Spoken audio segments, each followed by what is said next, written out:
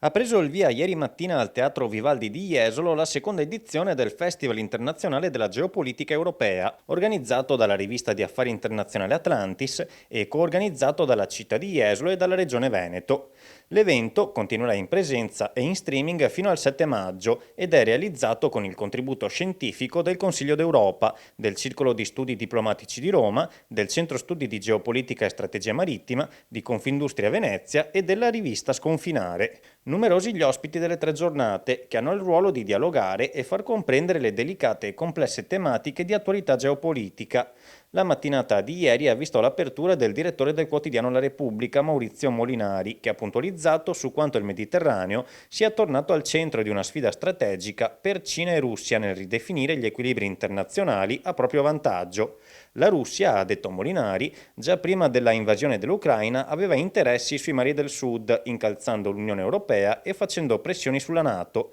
mentre per quanto riguarda il nostro paese, ha concluso, l'Italia si trova al centro di queste strategie geopolitiche, con un ruolo cruciale.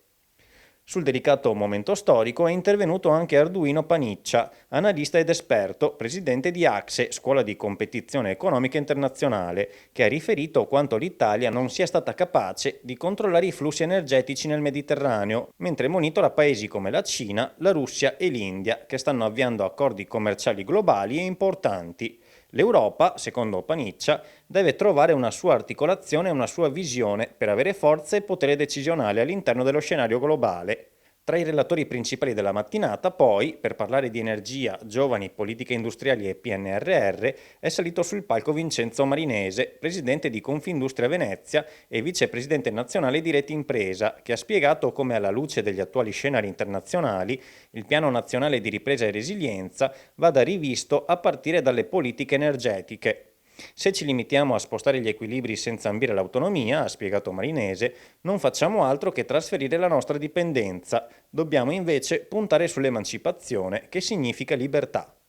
Molti gli ospiti anche nel pomeriggio, con i 2 panel dedicati a cultura ed immagine e successivamente analizzando il caso Italia al centro del Mediterraneo e il Mediterraneo al centro del mondo. Ospite atteso invece nel pomeriggio di oggi il presidente della regione Veneto Luca Zaia per un intervento sulla crisi sanitaria globale, riportando il caso Veneto.